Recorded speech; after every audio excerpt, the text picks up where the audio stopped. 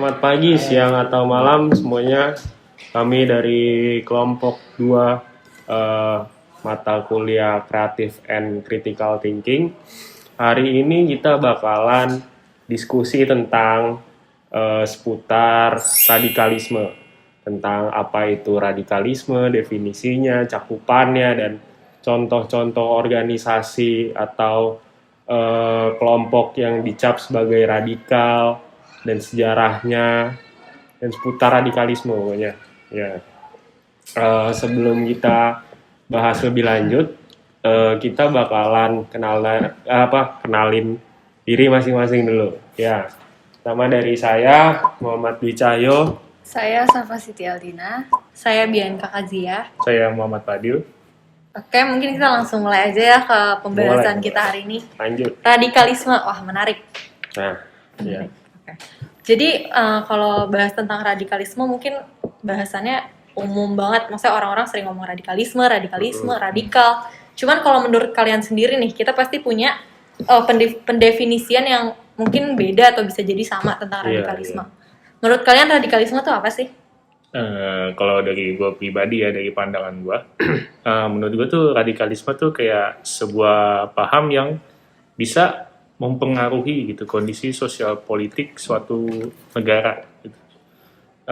Jadi kayak radikalisme ini tuh sangat erat kaitannya kayak dengan konsep ekstremisme dan terorisme itu sendiri. Oke. Kalau menurut gue kurang lebih sih sama ya kayak radikalisme tuh gerakan yang mungkin pandangannya tuh cukup ekstrim dan juga kalau misalnya kita ngelihat erat banget kaitannya sama terorisme, ya nggak sih? Ya. Kalau menurut gue sih ya, definisi dari radikalisme itu sendiri sebenarnya radikalis itu menurut gue ya itu paradigma sih cara kita melihat sesuatu. Nah, radikal ini sendiri adalah cara kita melihat cara mengakar gitu, karena kata radikal itu diambil dari kata radix yang mana artinya akar gitu. Jadi ya kita misalnya ngelihat sesuatu sedalam-dalamnya gitu dan kita bertindak lebih besar dibandingkan orang lain yang tidak radikal gitu. Itu sih kalau dari gua. Gimana nih kalau dari Safa? Kalau gue sih kurang lebih sama ya kayak Bi. Cuman masalahnya tuh sekarang kan radikalisme itu suka salah artikan ya ke dikait-kaitan ke terorisme, padahal menurut gue kedua hal itu tuh beda gitu maknanya. Dua hal yang berbeda dua hal yang gitu. Mungkin orang-orang memahaminya gitu. Radikalisme ya awal dari terorisme kali ya gitu. Iya. Tapi bahas-bahas soal mengakar, gue pernah baca definisi kalau misalnya radikalisme itu suatu kayak sikap dalam menyelesaikan masalah itu sampai ke akar-akarnya. Berarti radikalisme itu awalnya nggak negatif ya? Iya, tentu dong. Ya. Karena kalau dilihat dari sejarahnya, radikalisme ini dikenal pada tahun 1797 gitu di Encyclopedia Britannica. Jadi gerakan radikalisme itu kayak pada awalnya merupakan gerakan yang terdiri dari perluasan hak pilih gitu. Secara drastis ke titik hak pilih universal gitu. Jadi awalnya tuh gerakan ini tuh merupakan gerakan yang ingin mengubah suatu ideologi atau pandangan gitu yang awalnya misalnya itu suatu negara monarki itu pengen bereformasi ke arah demokrasi. Iya. Berarti konteks radikalisme itu bisa ditaruh di mana-mana ya. Contohnya mungkin kayak Indonesia sendiri gitu ya. Kayak misalnya pada sebelum kita merdeka gitu. Soekarno itu bisa dicap sebagai orang yang radikal kan. Dia orang yang membangkang kolonialisme, membangkang kepada Belanda, kepada Jepang. Menurut gua itu sih cukup radikal ya. Yang mana membawa seperti yang udah Uus bilang tadi, inti dari radikalisme itu kan awalnya gara-gara kita mau perubahan gitu, yang mana cocok sama konteks yang udah gue jelasin tadi tentang Soekarno seorang radikal. Kalau dari gue sih gitu sih. Ya. Gue setuju sih kurang lebih karena ada beberapa gerakan-gerakan yang cukup radikal dan menghasilkan output yang bagus gitu, perubahan yang bagus. Contohnya mungkin feminisme. Awalnya feminisme kan memperjuangkan hak wanita untuk voting. Dan mungkin di masa itu, di awal-awal 1970-an itu hal yang cukup radikal kan, kayak itu strange banget, itu aneh banget, cewek mau ikutan voting, terus berkembang jadi cewek mau kerja, wanita mau punya gaji yang sama-sama lelaki, itu mungkin saat itu strange banget. Cuman mungkin kita saat ini kurang bisa relate karena itu udah menjadi hal yang lumrah saat ini. Radikal pada masanya gitu ya. Jadi ya kurang lebih ya perubahan-perubahan sosial dari yang misalnya dari dulu yang negaranya yang tidak mendukung feminis jadi feminis itu maksudnya negara yang kayak membatasi hak wanita terus sekarang mengubah sekarang udah lebih longgar gitulah hukumnya. Jadi dihasilkan dari paham-paham radikalisme juga ada dari situ. Setuju sih. Gitu. Iya. Tapi kalau misalnya kita lihat deh, misalnya secara umum ya, yang mungkin orang-orang masyarakat lebih tahu nih, radikal tuh identiknya sama organisasi-organisasi apa sih? Atau gerakan-gerakan apa? Kalau menurut gue sih radikalisme kan awalnya itu kan gerakan reformasi ya. Jadi kayak gerakan yang ingin mengubah suatu ideologi negara gitu. Tapi karena apa ya? Kalau di Indonesia sendiri sih karena mayoritas itu agamanya Islam, jadi kayak ingin mengubah ideologi Pancasila itu sendiri menjadi ideologi Islam itu. Gitu. Contoh organisasinya apa? Yang gue lihat sih ya. Yang orang-orang pandang sebagai organisasi radikal. Gitu. Iya. Yang ada di Indonesia tuh contohnya kayak yang kemarin 2 organisasi Islam yang baru jadi bubarin dan dilarang itu ada pertama HTI yaitu Hizbut Tahrir Indonesia. Yang kedua ada FPI Front Pembela Islam. Dengan ketuanya yang baru aja ditangkap Habib Rizik Syihab. Tuh sih. Kalau di luar mungkin enggak. Itu kan baru organisasi yang ada di permukaan ya, yang lebih dalamnya lagi yang tindakannya lebih ekstrim sampai mengarah ke terorisme itu mungkin ada gerakan dari JIL Islam Liberal gitu, Indonesia yang menghasilkan banyak teroris. Itu sih. Kalau di luar sih yang dicap sebagai ekstremis Islam yang radikal itu ada kayak misalnya ISIS, terus ada Al-Qaeda, terus ada yang baru-baru ini mencuat gitu ke permukaan itu ada Taliban di Afghanistan, itu sih. Terus ada juga di Afrika organisasi Boko Haram, terus apa lagi ya? Ya banyak lah pokoknya, nggak bisa nanti. Banyak ya contoh-contohnya. Jadi kalau menurut Dwi ini tuh kayak jadi radikalisme itu kayak merujuk pada kelompok tertentu yang sebenarnya justru kayak memiliki sikap dan nilai-nilai yang anti demokrasi gitu ya. Iya. Itu yang apa masyarakat awam pikirkan tentang radikalisme. Iya itu.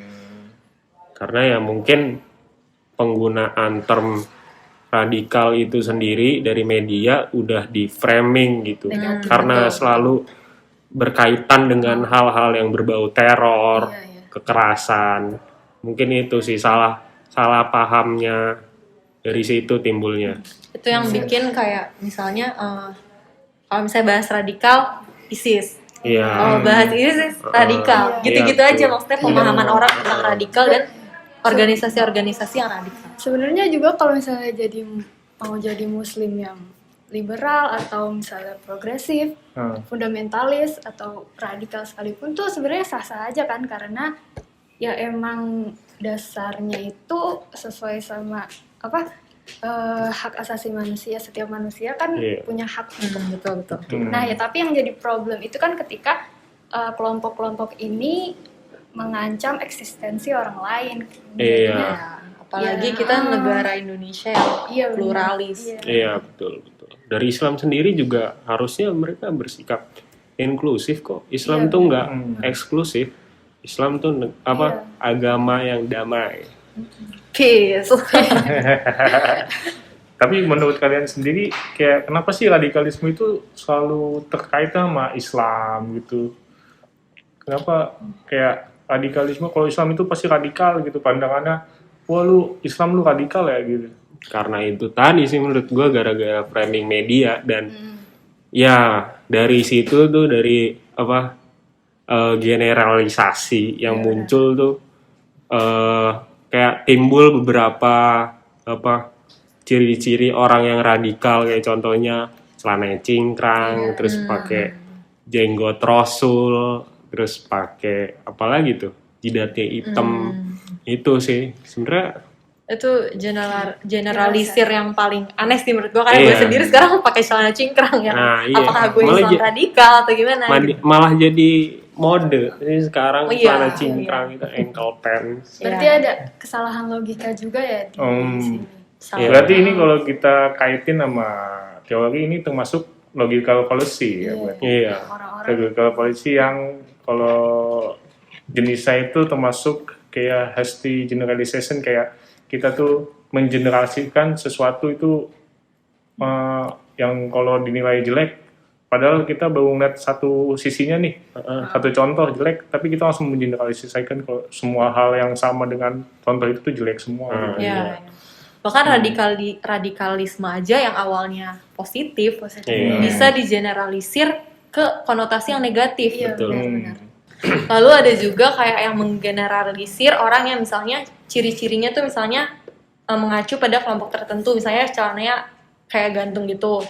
Nanti dia langsung bilang, oh ini radikal. Padahal bisa aja itu emang mode atau gimana. Iya, kayak contohnya sekarang kan malah jadi fashion ya, celana cingkrang itu di kalangan anak muda, jadi ankle pants namanya, bahasa Inggrisnya. Nah, dari situ kita bisa ngambil dua kesimpulan nih, bahwa terdapat dua logical fallacies yang dibilang tadi hasty generalization. Yang pertama itu ada generalisasi tentang penggunaan kata radikalisme oleh masyarakat yang konotasikan negatif. Terus yang kedua ada generalisasi masyarakat tentang orang yang memiliki ciri-ciri kayak yang gue sebutin tadi sebagai orang yang ekstremis, radikal gitu. Betul. Ya. Tetapi pada dasarnya sebenarnya radikalisme itu kan terkadang sulit untuk diidentifikasikan. Iya. Jadi kayak radikalisme itu tuh kayak nggak bisa dilihat dari penampilan, terus kayak dari perilaku, tapi itu dari pola pikir suatu individu tersebut gitu. Iya. Jadi kalau menurut kalian nih, kenapa sih radikalisme itu selalu identik dengan agama Islam gitu? Kalau kita balik lagi nih ke histori Indonesia zaman dulu nih, zaman PKI lah. Itu kan PKI kan Partai Komunis Islam, Partai Komunis Indonesia, sorry. Partai Komunis Indonesia tuh. Itu termasuk radikalisme nggak sih menurut kalian? Kalau dari gue sendiri sih, menurut gue ya radikal sih mereka. Cara mereka berpolitik itu memang mengakar gitu. Kayak mereka mempersenjatai buruh dan tani, terus mereka memberangus orang yang mereka anggap berbahaya sebagai lawan politik mereka. Tapi ya dari situ kita bisa ngelihat juga kan ada beberapa sejarah yang dipelintir oleh Orde Baru gitu. Cuma ya menurut gue ya balik ke pertanyaan tadi. Menurut pertanyaannya Uus kan tadi radikal apa enggak? Menurut gue ya radikal gitu. Mereka mengakar.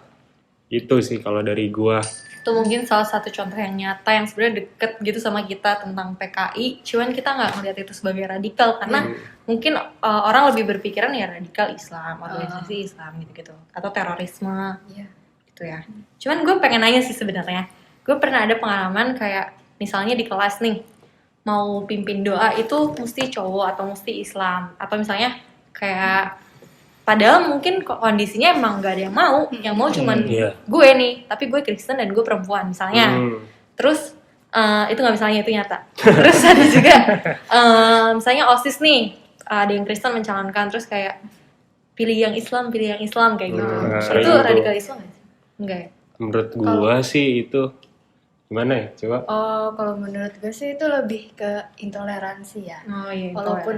Walaupun hal-hal sepele mungkin ya, tapi kan tetap aja itu bertentangan sama hak asasi manusia juga, kayak kebebasan beragama atau kebebasan ekspresi kan juga terhambat kan karena hal seperti itu. Tapi harus diperhatikan juga hampir seluruh kegiatan radikalisme itu yang kemudian mengarah ke ekstremisme ini juga biasanya diawali dengan sikap intoleransi ini. Iya.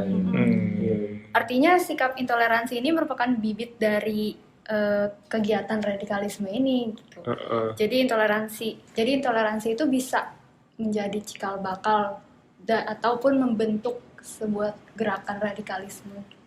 Sih menurut gue. Tapi nggak Setuju semua sih. yang intoleran terus langsung kita Enggak lah. enggak generalisir.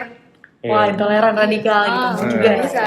Betul. Tapi Tapi ya, semua yang radikal, biasanya dalam konteks Islam itu biasanya Mostly intoleran. Iya, Intoleran. Iya. Mereka nggak bisa menerima, bahkan yang Islam sekalipun, misalnya Islam yang kayak Safa, Iya. nggak bisa. Kelompok-kelompok radikal ekstremis itu pun ya gitu, mereka intoleran kepada agama sendiri, padahal sama-sama Islam gitu. Antara kelompok radikal 1 dengan radikal 2 pun kadang intoleran, kayak misalnya Al-Qaeda sama ISIS, mereka berbeda ideologi, ya mereka intoleran gitu. iya. Dan sikap mereka kepada orang yang beda tuh yang ekstrim ya. Ekstrim banget.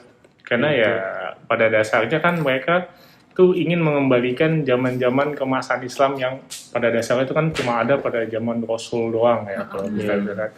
Jadi tuh mereka tuh pengen balikin lagi yang namanya musik dilarang, wanita harus berjilbab, wanita harus di rumah aja gitu. Itu mereka tuh kayak menentang tentang Islam kontemporer kayak gitu. Kayak mereka Islam tuh saat ini iya, lah. Islam yang saat inilah. Iya. Iya. Oh itu sih. Padahal harusnya ya agama tuh disesuaikan gitu sama zamannya.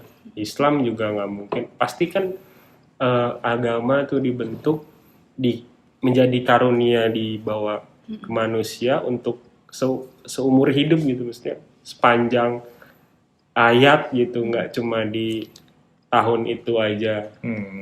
Dia harusnya ya relevan setiap saat dan harus diposisikan gitu, disesuaikan berdasarkan zamannya masing-masing, nggak perlu sama terus gitu. Itu sih. Karena kalau sekarang dari apa ya? Menurut gue yang radikal itu cukup cukup ekstrim, cukup intoleran banget. Misalnya nih, yang udah pakai kerudung kayak Safa aja itu menurut mereka bisa jadi salah gitu. Iya. Karena misalnya kalau yang sepengetahuan gue ya, Iya. karena misalnya kerudungnya kayak gini misalnya, atau dia masih pakai celana, atau bajunya agak ketat gitu. Itu sih padahal ya sama-sama Islam, sama-sama berhijab gitu. Iya. Ya, jadi kalau yang gue dapet sih kesimpulan dari diskusi kita tentang radikalisme hari ini, Iya. kalau menurut gue salah yang paling mendasar adalah kesalahan dalam mendefinisi gitu. Betul. Pertama mungkin kita nggak mau buat melihat definisi dari radikalisme itu yang sesungguhnya apa sih? Atau kita main mendefinisikan radikalisme sesuai pemahaman kita, yang bisa jadi salah. Akhirnya kita dengan mudahnya mengkategorikan orang ini sebagai orang yang radikal kayak gitu sih kalau menurut gue. Dan itu menurut gue salah satu kelemahan kita, kadang nggak mau memahami sungguh-sungguh, tapi mudah gitu buat menggeneralisir kalau orang ini tuh pasti radikal, kalau radikalisme itu pasti negatif gitu. Betul, sih kalau menurut gue. Setuju sih. Iya. Jadi pada dasarnya itu ya untuk menghindari paham radikalisme ini kita tuh harus mengubah pandangan dari individu-individu masing-masing orang gitu, pandangan pemikirannya gitu. Jadi itu kita nggak bisa kayak langsung menilai kalau wah lu muslim, lu Islam, lu pakai lu jenggotan, lu pakai gamis atau gimana, lu radikal gitu. Enggak gitu. Karena pada dasarnya itu radikalisme itu perlu observasi yang lebih mendalam lagi gitu. Radikalisme itu nggak bisa hanya dilihat dari penampilan dan atau perilaku, tapi itu dari pemikirannya gitu. Ya, karena pada dasarnya untuk menjadi muslim yang liberal, progresif, fundamentalis, radikal ataupun inklusif itu tuh merupakan hal yang sah-sah aja gitu. Dan itu merupakan hak asasi dari setiap warga negara Indonesia gitu kan. Yang menjadi persoalannya atau permasalahannya adalah ketika pola keberagaman yang kita yakini dan jalani itu mengancam eksistensi keberagaman orang lain gitu. Iya, betul. Padahal juga kan di Islam sendiri ya gak ada tuh dibenerin untuk melakukan tindakan radikalisme yang melakukan kekerasan verbal maupun non verbal, kan? Iya. Terus juga tadi kata Bianca yang feminisme tadi, gerakan paham-paham radikal ini juga bisa membantu mengubah tatanan sosial dari yang nggak benar jadi ada yang nggak beres jadi bisa membuat suatu membuat kemajuan suatu gitu kemajuan ya. bagi Ya masyarakat. makanya radikalisme itu sebenarnya outputnya bisa aja Iya, positif outputnya bisa sebenarnya. positif ya, sebenarnya. Malah banyak yang positif malah. Cuma kan yang selalu ditonjolin sama media sama yang Iya. persepsi orang-orang timbulin kan selalu yang negatif gitu ya. Yang tentang kekerasan, teror atau apapun itu yang berbau negatif. Kita malah jadi jarang kayak mengidentifikasi justru yang outputnya positif ya, karena jadi udah ke bawah framing-framing yang Iya. radikalisme yang negatif, Tertutupan terorisme. gitu ya. Iya, apalagi dibawa dengan isu-isu agama, politik gitu-gitu. Juga Padahal menurut gue juga yang kayak Safa bilang tadi, kayak sampai melakukan kekerasan kepada orang-orang yang menurut mereka nggak sesuai, itu dasarnya bukan dari agama sih, itu menurut gue lebih dari sikap intoleran mereka aja. Iya. Humanis. Jadi mungkin itu yang bisa kita diskusikan dan juga simpulkan kali ya dari topik kita hari ini, yaitu radikalisme. Iya.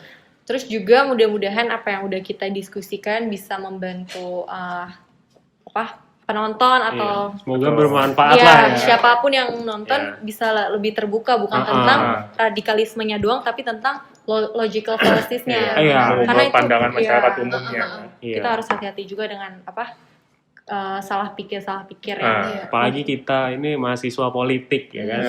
Iya. Oke, sekian dari kami. Dari kelompok 2. Kurang lebihnya mohon maaf. Assalamualaikum Warahmatullahi warahmatullahi wabarakatuh. Dadah. Terima kasih.